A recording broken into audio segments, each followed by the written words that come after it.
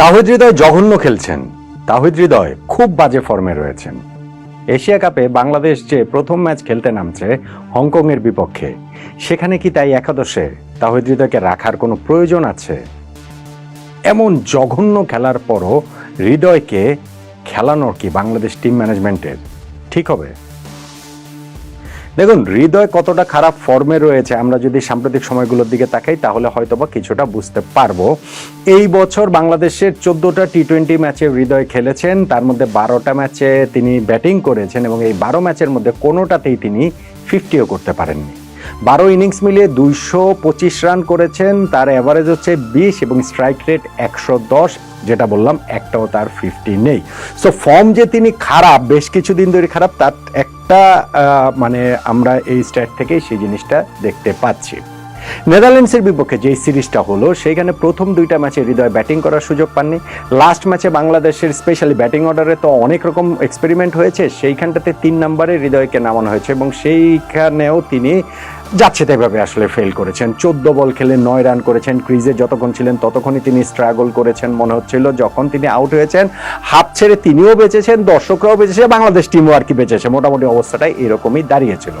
ঠিক তার আগের ম্যাচটা যে খেলেছেন পাকিস্তানের বিপক্ষে সিরিজে, সেইখানেও কিন্তু হৃদয় ডাক মেরেছিলেন। 3 বল খেলে 0 রান করেই তিনি আউট হয়ে গিয়েছিলেন। এখন হৃদয়ের এত বাজে ফর্ম, তারপরও তাকে একাদশে আসলে রাখতে হবে কেন বা রাখতে হচ্ছে কি কারণে বা রাখাটা আসলে ঠিক কিনা আলোচনার জায়গা তো সেইখানটাতেই। বাংলাদেশ এবার যে স্কোয়াডটা নিয়ে এশিয়া কাপ খেলতে গিয়েছে সেই স্কোয়াডে আসলে মিডল অর্ডার ব্যাটসম্যান কে রয়েছেন, কারা রয়েছেন, কয়জন রয়েছেন? সত্যিকার অর্থে এই একজনই রয়েছেন, এই তাওহিদ হৃদয়ই রয়েছেন। তার বাইরে একজনও কিন্তু আমাদের প্রপার মিডল অর্ডার ব্যাটসম্যান নেই। আমি আগেও বেশ কিছু ভিডিওতেই আলোচনা করেছি যে আমাদের তো এক এক সময় এক একটা হাওয়া ওঠে। সেই হাওয়াতে সাকিব আল হাসান যখন কিছুদিন আগে একটা ইন্টারভিউতে বলেছেন যে টি-20 ফরম্যাটে মিডল অর্ডার ব্যাটসম্যান বলে কোনো কিছু নেই, সেইটা আবার আমাদের কাছে ব্যাপক জনপ্রিয়তা পেয়ে গেছে। কিন্তু আমি মনে করি যে সার্টেনলি টি-20 ক্রিকেটেও মিডল অর্ডার ব্যাটসম্যান বলে কিছু আছে এবং তাদেরও সার্টেন রোল প্লে করতে হয়। রোল প্লে করার মেইন জিনিসটা কি? মেইন জিনিস হচ্ছে কি স্কোর করা, রান করা। সেই কাজটা হৃদয় করতে ব্যর্থ হচ্ছেন। সাম্প্রতিক সময়গুলোর কথা তো আমরা বললাম, কিন্তু পুরোপুরি যে ব্যর্থ হচ্ছেন বা পারছেনই না, কোনোভাবেই কিছু হচ্ছে না, অমনটাও কি আসলে বলা যাবে?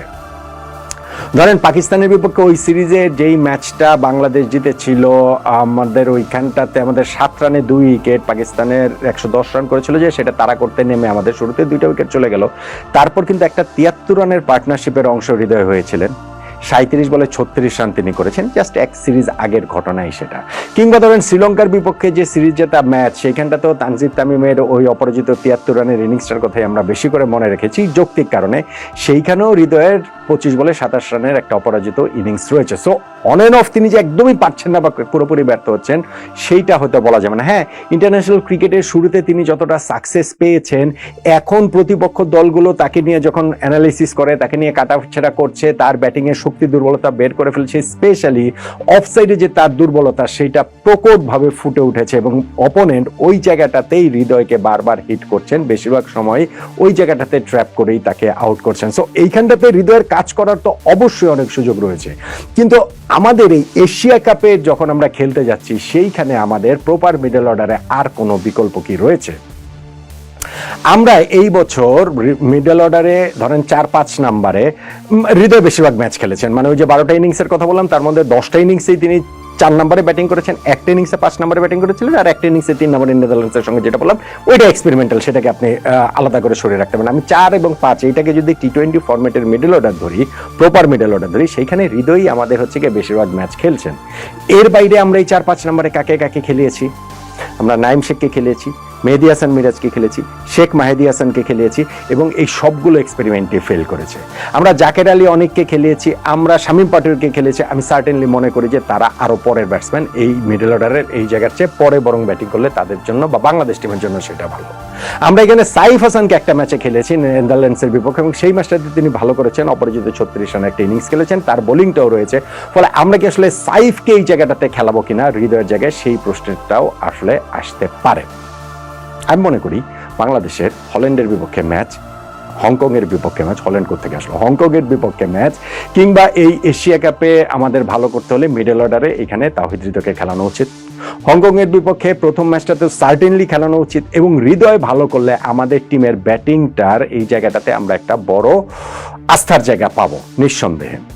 হ্যাঁ, যদি আমাদের প্রপার এইখানটাতে বিকল্প থাকতো, যে আমাদের এখানে অন্য আরো স্ট্রং ক্যান্ডিডেট রয়েছেন যারা মিডল অর্ডারটা সামাল দিতে পারবেন, তো সেই ক্ষেত্রে হৃদয়ের এই অফ ফর্মের হৃদয়কে আসলে 11-এর বাইরে রাখা যেতে পারতো। কিন্তু যেহেতু আমাদের এখানে প্রপার ওইরকম বিকল্প নেই, আমরা যাদের কথা বলছি, আপনি সাইফের কথা বলতে পারেন, ইভেন নুরুল হাসান সোহানের কথাও বলতে পারেন, তিনিও তো যে মিডল অর্ডারে খুবই স্বচ্ছন্দ বা মিডল অর্ডারে তিনি খেলেন রেগুলার, বিষয়টা তো সেটা নয়। সাইফ হাসান ওই যে একটা ম্যাচে খেলেছেন, কিন্তু তিনিও নাম্বার 4 ব্যাটসম্যান, মূলত নাম্বার 4 ব্যাটসম্যান তিনি নন।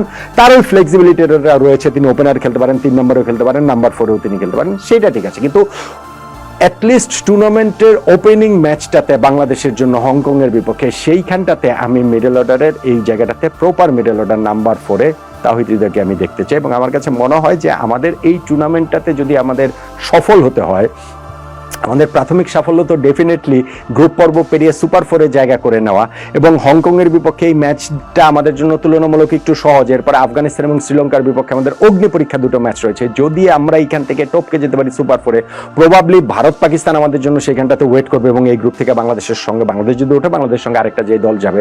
সো ওই লং রানে আমাদের এই টুর্নামেন্টে ভালো করতে হলে হৃদয়কে আসলে জ্বলে উঠতেই হবে। এই দায় কিংবা দায়িত্বটা অবশ্যই তাওহিদ হৃদয়ের।